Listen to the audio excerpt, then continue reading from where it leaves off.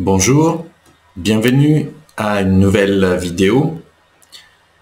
Aujourd'hui, j'ai envie d'explorer le thème des épaules. C'est une partie du corps qui fait assez souvent mal, qui est touchée par plusieurs maladies. Et si des fois c'est dû à des accidents ou à des chocs qui sont bien physiques, j'ai envie d'explorer avec vous quel ressenti, quel choc finalement psychologique peuvent être traduits par le corps avec une pathologie de l'épaule, puisque les maladies ne viennent pas par hasard, d'après l'approche du décodage psychobiologique. Donc les tissus de l'épaule qui peuvent être touchés sont les muscles, les ligaments, les tendons et l'articulation. Donc des tissus finalement mécaniques qui permettent quelque chose de très particulier, de très précis, c'est-à-dire le mouvement de l'épaule. Et l'épaule, elle a vraiment ce rôle de mouvement, et même, je dirais, de initier le mouvement du bras. C'est par l'épaule que le mouvement de tout le bras commence. Si je veux attraper quelque chose, oui, c'est la main qui va l'attraper, mais l'impulsion, elle est mise en matière au début par l'épaule. Donc dans l'épaule, nous trouvons ce symbolisme de commencer un mouvement, de initier un mouvement qui est dans l'attraper, dans le donner, dans le faire, un mouvement lié au bras. Mais qui peut être aussi un mouvement de prendre dans ses bras ou de repousser. Ce sont tous des mouvements qui sont propres à l'épaule. Qu'est-ce qu'ils ont de commun, en commun, tous ces tissus de soutien, de fonctionnement mécanique, j'ai envie de les appeler, pour notre corps, pour notre inconscient surtout, ils sont liés à notre valeur. C'est-à-dire que pour réussir un mouvement, je dois en être physiquement capable. Si j'ai le ressenti intime que je ne vais pas réussir à amener au bout ce mouvement, ou que, plus en général, je ne vais pas y arriver,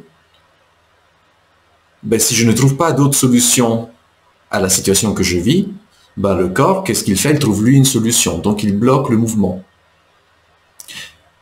Pour être plus précis, si je vis une situation où, par exemple, je me dis je dois repousser cette personne, et vous voyez, le geste, il est là, mais je sens intimement que je ne vais pas y arriver, le cerveau, il cherche une solution, il réfléchit, il y a une phase de stress très aiguë, et si aucune solution consciente n'est trouvée, ou si notre système pense ne pas pouvoir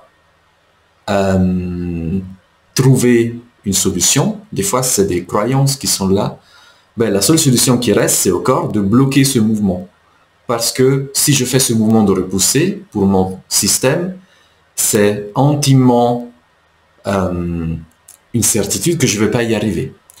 Et si je me lance dans un mouvement qui est voué à l'échec, pour notre système, pour mon système, ça va être quelque chose de dangereux, ça va être une mise en danger. Donc autant bloquer ce mouvement. J'ai vraiment envie d'insister sur ce concept de ressenti de si je ne vais pas y arriver, autant bloquer le mouvement pour me protéger, pour ne pas me mettre en danger.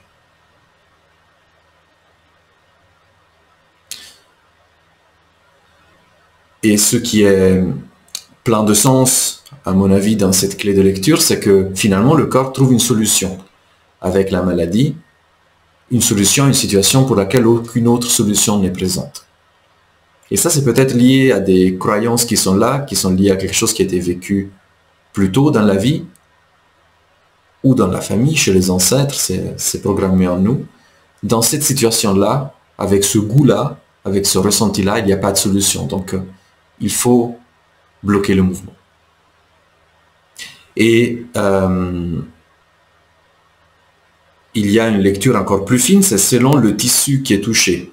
Si c'est les muscles qui sont atteints, ça va chercher dans les ressentis de en puissance. Donc vous voyez, ça donne des précisions supplémentaires par rapport à ce qui est mis en matière, ce qui est vécu.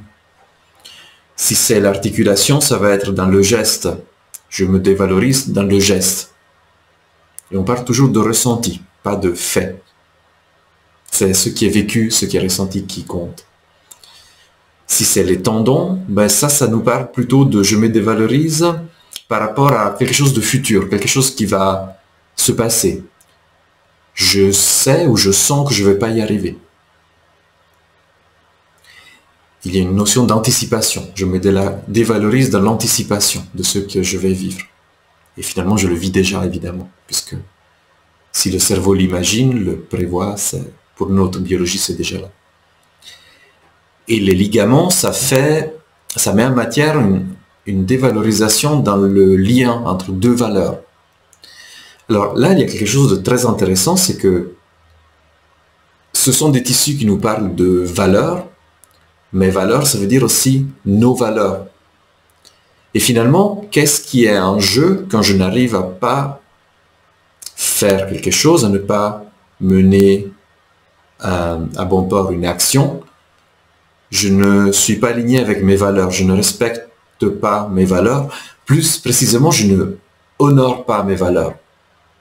Mes valeurs, ma valeur, pour notre système, c'est là. C'est au même endroit, finalement, j'ai envie de dire.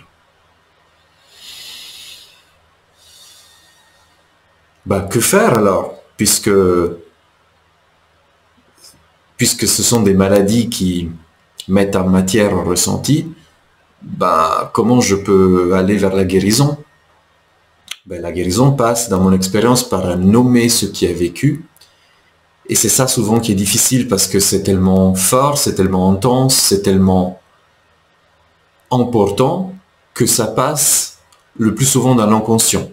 Le ressenti précis qui est mis en matière par le corps, ça l'est parce que c'est trop difficile à voir finalement, à vivre.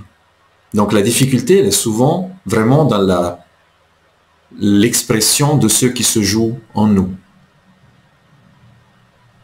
Et une fois que ce ressenti a pu être identifié, a pu être nommé, souvent il faut de l'aide, il faut un soutien, il faut un accompagnement pour pouvoir le mettre en lumière. Ben, là, on peut travailler avec ce ressenti, une fois qu'il est mis sur la table.